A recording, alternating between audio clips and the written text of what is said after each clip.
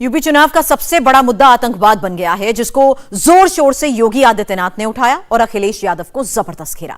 चुनाव में पहली बार अखिलेश यादव सवालों से भागते नजर आ रहे हैं। यह ऐसा मुद्दा है जिसका सामना करने से समाजवादी पार्टी बच रही है।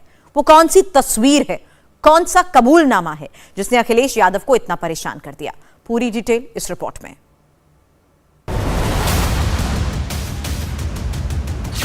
पहली तस्वीर, दूसरी तस्वीर, दोनों तस्वीरों में अखिलेश यादव साफ साफ नजर आ रहे हैं।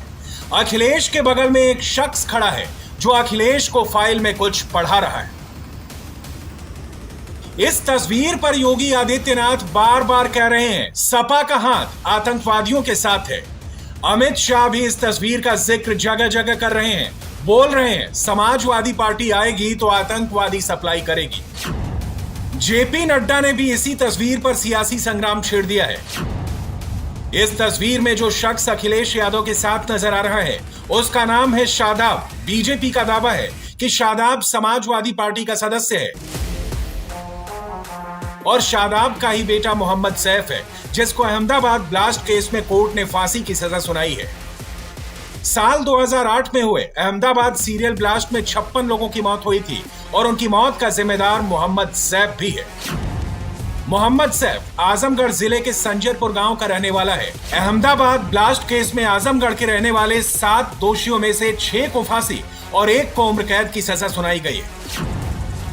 जब से मोहम्मद सैफ के पिता की तस्वीर अखिलेश के साथ आई है, तब से अखिलेश पर लगातार सवाल उठ रहे हैं। अब तो सीधे योगी मंच से ऐलान कर रहे हैं। कैसे इन्होंने तय कर दिया है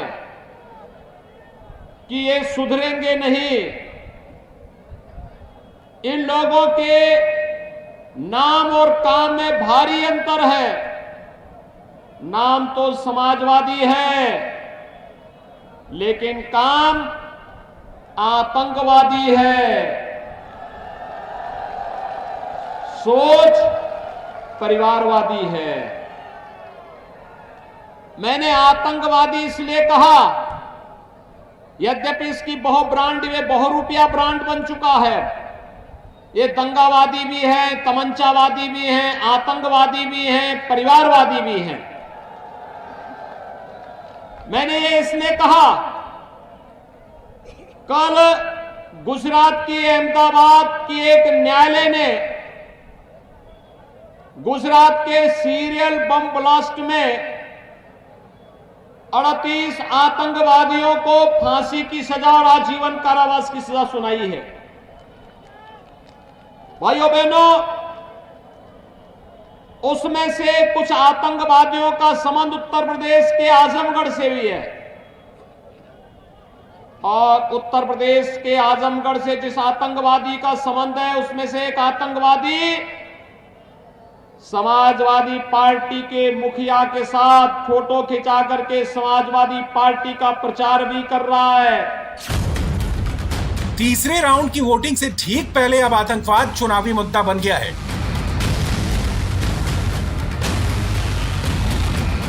समाजवादी पार्टी अगर सत्ता में आ गई तो कैसे आतंकवाद बढ़ जाएगा, ये यूपी की जनता को अमित शाह भी समझा रहे हैं। अरे अखिलेश बाबू, किसको डराते हो भाई? हम डरने वालों में से नहीं है, मगर अगर फिर से गलती से भी साइकिल की सरकार लाए ना, तो उत्तर प्रदेश से पूरे देश में आतंकवादियों को सप्लाई करने का काम होगा। मित्रों, उत्तर प्रदेश से आतंकवाद को समाजवादी पार्टी समाप्त कर सकती है क्या?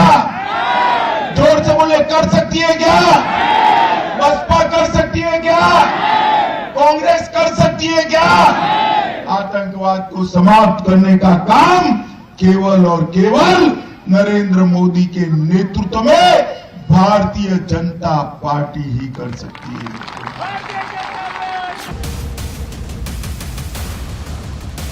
योगी आदित्यनाथ ने जहां जहां रैली की, वहां वहां उन्होंने समाजवादी पार्टी और आतंकवादियों के बीच संबंध बताया। अखिलेश सरकार का इतिहास सुनाया। 2012 में श्रीमान अखिलेश यादव प्रदेश के मुख्यमंत्री बने थे और उस समय मुख्यमंत्री के रूप में प्रदेश की जनता के लिए पहला फैसला क्या होगा, यह निर्णय लेना था। तो आपको याद होगा, उन्होंने किसानों के लिए नहीं, नौजवानों के लिए नहीं, महिलाओं के लिए नहीं, सरकारी कर्मचारियों के लिए नहीं, प्रदेश की सुरक्षा के लिए नहीं, प्रदेश की आस्था के लिए नहीं, उन्होंने पहला फैसला लिया था अयोध्या में राम जन्मभूमि पर हमला करने वाले, काशी में संकट मोचन मंदिर पर हमला करने वाले, लखनऊ, अयोध्या और वाराणसी की कचहरियों पर हमला करने वाले, गोरखपुर, कानपुर और बिजनौर में सीरियल ब्लास्ट करने वाले आतंकवादियों के मुकदमों को वापस लेने का पहला फैसला किया था। अब चुनावी मंच से अखिलेश यादव पर, समाजवादी पार्टी पर इतने आरोप लगेंगे तो जवाब तो पूछना ही पड़ेगा। और सबसे सही जवाब अखिलेश यादव के सिवा और कौन दे सकता है? तो सवाल भी सीधे अखिलेश से पूछे गए। अखिलेश से सवाल पूछा गया, अहमदाबाद ब्लास्ट का जो फैसला आया है उसमें सीएम योगी ने कहा है कि ये नई सपा है, नई हवा है और इसमें अभी भी संबंध समाजवादी से है। हमारे बाबा मुख्यमंत्री कमाल के हैं, पहले भी कुछ नहीं जानते थे, आज भी नहीं कुछ जानते हैं। और चुनाव उत्तर प्रदेश का किसानों के हक के लिए है, नौजवानों की नौकरी रोजगार का सवाल है। आज महंगाई कम कैसे होगी, बिजली की दर कैसे कम हो, उत्तर प्रदेश आगे बढ़ता हुआ कैसे दिखाई दे, फौज में भर्ती होगी कि नहीं होगी, इन सवालों पे चुनाव होने जा रहा है। सवाल क्या था और अखिलेश ने जवाब क्या दिया? हालांकि सवाल की टेंशन अखिलेश के चेहरे पर साफ नजर आ रही है। सच क्या है, झूठ क्या है, यह सिर्फ बयानों से समझना मुश्किल है। इसलिए हमारी टीम सीधे वहां पहुंची जहां से यह सारी कहानी शुरू हुई थी। यह आजमगढ़ का संजरपुर गांव है जहां का मोहम्मद सैफ रहने वाला है। मैं इस वक्त आजमगढ़ के सरायमीर थाना क्षेत्र के संजरपुर गांव में हूं। इस गांव की चर्चा अभी खूब हो रही है क्योंकि अहमदाबाद ब्लास्ट मामले में जिन लोगों को सज़ा हुई है उनमें से कई इसी गांव के हैं। आजमगढ़ के 7 लड़कों को सज़ा हुई है और उनमें से 6 को फांसी की सज़ा और 1 को उम्र कैद की सज़ा हुई है। और ये जो गांव है, इस गांव से उन लड़कों का काफ़ी रिश्ता रहा है। इस गांव के 2 लड़के हैं, सैफ जिनको फांसी की सज़ा हुई है, इसके अलावा एक और लड़के आरिफ को भी फांसी की सज़ा हुई है जो इसी गांव का रहने वाला है। गांव की गलियों में सन्नाटा है, काफ़ी कम लोग यहाँ दिखाई दे रहे हैं। और ये जो घर है वो सैफ का घर है। यहाँ आप देखिए ताला लगा हुआ है।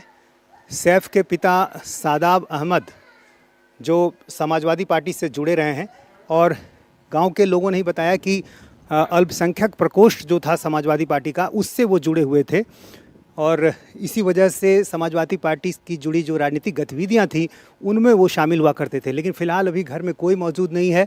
यहाँ ताला लगा हुआ है और यहाँ सामने एक मस्जिद है और इसी मस्जिद के ठीक सामने जो सैफ का घर है। जब से अहमदाबाद कोर्ट का फैसला आया है तब से गांव के लोग घरों से नहीं निकल रहे हैं। लेकिन क्या वाकई में मोहम्मद सैफ के पिता के संबंध समाजवादी पार्टी से हैं? अगर हैं भी तो समाजवादी पार्टी इसको क्यों छिपा रही है? इसका सही जवाब गांव से ही मिल सकता है। हमारे रिपोर्टर नीतीश चंद्र ने कई गांव वालों से बात की और आखिरकार एक शख्स मिला जिसने कैमरे पर सब सच बताया। आप भी इसी गांव के रहने वाले हैं? जी जी। गांव का नाम संजरपुर जी। इस गांव की चर्चा काफ़ी हो रही है क्योंकि जो अहमदाबाद ब्लास्ट में जिन लोगों को सज़ा हुई है उनमें से इस गांव के भी लड़के हैं जिनको अभियुक्त बनाया, उनको सज़ा हुई है। और अभी यूपी का चुनाव है। इस बीच में एक बात ये सामने आई कि जिस सैफ को सज़ा हुई है, फांसी की सज़ा हुई है, उसके पिता समाजवादी पार्टी से जुड़े रहे हैं। कौन सा पद था समाजवादी पार्टी में, किस प्रकोष्ठ से जुड़े हुए थे, क्या जानकारी आप? देखिए, समाजवादी पार्टी से जुड़े हुए थे और मेरे ख्याल से अल्पसंख्यक प्रकोष्ठ के उस वक्त उपाध्यक्ष थे ज़िले के, जिस वक्त गिरफ्तारी हुई थी या गिरफ्तारी से कुछ पहले तक जो भी समाजवादी पार्टी से जब वो जुड़े थे, अल्पसंख्यक प्रकोष्ठ से जुड़े हुए थे, तो अखिलेश यादव की तस्वीरें भी उनके साथ आई हैं। तो अब जाहिर है कि समाजवादी पार्टी से जो रिश्ता था वो किस तरह का था, क्या करीबी रिश्ता था, किस तरह से वो एक्टिव थे राजनीति में उनके पिता? देखिए, राजनीतिक रिश्ता है वो, जाहिर सी बात है। अखिलेश यादव से कोई शादी विवाह का या और कोई दूसरा रिश्ता तो नहीं हो सकता। राजनीतिक रिश्ता था। समाजवादी पार्टी के लोग तो अब अलग करने की कोशिश कर रहे हैं कि हम नहीं जानते शादाब अहमद को, ये हमारे से इनका कोई रिश्ता नहीं है। देखिए, वो समाजवादी पार्टी का मामला है कि वो लोग, हो सकता है कि उनको लगता हो कि वो लेकर जाएंगे, कुछ नुकसान हो जाएगा, जो भी हो, इसलिए कि एक भावनात्मक मुद्दा होता है ये। समाजवादी पार्टी क्यों सच नहीं कबूल कर रही है, ये गांव से पता चला। शायद यही वजह है जो योगी समाजवादी पार्टी के खिलाफ इतनी जबरदस्त हुंकार भर रहे हैं। आप अनुमान कर सकते हैं, सपा नई हवा है, वही सपा है। सपा का हाथ साथ, यानी सपा का हाथ आतंकवादियों के साथ, ये एक बार फिर से साबित हो गया है। कल के न्यायालय के फैसले से एक बार फिर साबित हो गया है कि समाजवादी पार्टी का हाथ आतंकवादियों के साथ, एक तरफ आतंकवाद समर्थक समाजवादी पार्टी है और दूसरी तरफ गांव, गरीब, किसान, नौजवान, महिलाएं और समाज के प्रत्येक तबके के हितों के लिए कार्य करने वाली भारतीय जनता पार्टी की सरकार। मोहम्मद सैफ के घर पर ताला लटका हुआ था, घर में कोई मौजूद नहीं था। हमारी टीम को सब पता करना था, आखिर मोहम्मद सैफ के पिता कहां हैं, क्योंकि समाजवादी पार्टी से उनके क्या संबंध हैं, वो उनसे बेहतर और कौन बता सकता है। आप इसी गांव के रहने वाले हैं? जी। क्या नाम है आपका? तारिक सफ़ीक। ये बताइए कि अभी तो इस गांव में मैं देख रहा हूं कि सन्नाटा सा है, चूँकि जो खबर आई ब्लास्ट की, उसके बाद आप लोग भी काफ़ी परेशान होंगे। जाहिर सी बात है, परेशान का मतलब ये है कि आदमी को शॉकिंग न्यूज़ है। लोगों को उम्मीद थी कि इंसाफ मिलेगा और कम से कम सज़ा मिलेगी। सैफ के घर हम गए थे, वहाँ ताला लगा हुआ है। एक और लड़का है इसी गांव का जिसको फांसी की सज़ा हुई है, वहाँ भी कोई नहीं है।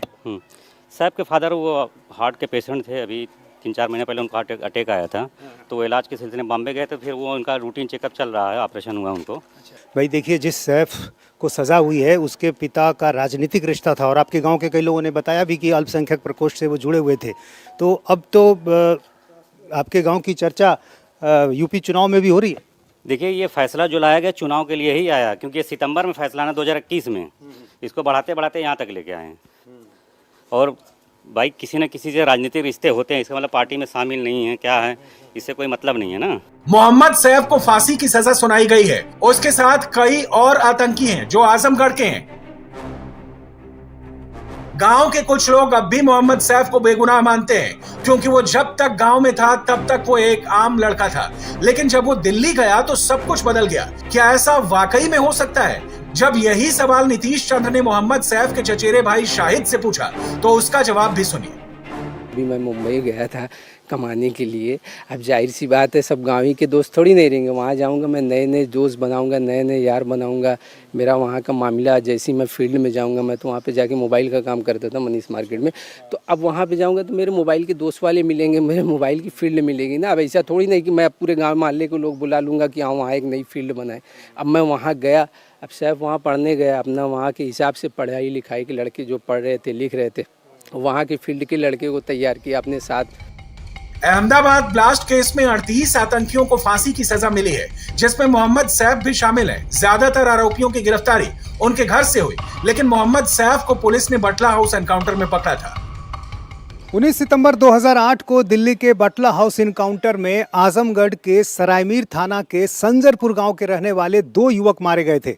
मारे गए युवकों का नाम था साजिद और आतिफ। इसी इनकाउंटर में संजरपुर गांव के रहने वाले मोहम्मद सैफ को गिरफ्तार किया गया था। ये वही मोहम्मद सैफ है जिसे अहमदाबाद ब्लास्ट मामले में फांसी की सजा हुई है। समाजवादी पार्टी मोहम्मद सैफ के परिवार से किसी भी तरह के संबंध से इनकार कर रही है, सवालों से भाग रही है। चुनावी माहौल के बीच बयानों को तोड़ने मरोड़ने के आरोप लगाए जा रहे हैं, लेकिन 14 साल पहले जो बयान दिए गए थे, जो अदालत के सामने सबूत पेश किए गए, उनसे कैसे इनकार किया जा सकता है, जब खुद मोहम्मद सैफ ने अपने आप को बचाने के लिए अपने पिता के राजनीतिक पहुंच का जिक्र किया था। मोहम्मद सैफ ने कोर्ट में बयान दिया था कि उसके पिता राजनीतिक और सामाजिक कार्यकर्ता हैं और वो समाजवादी पार्टी के आजमगढ़ यूनिट के महासचिव और उपाध्यक्ष रह चुके हैं। फिलहाल वो समाजवादी पार्टी के सक्रिय कार्यकर्ता हैं। इंडिया टीवी हर वक्त हर जगह डाउनलोड करने के लिए सर्च करें India TV news Google play store या ऐप स्टोर पर।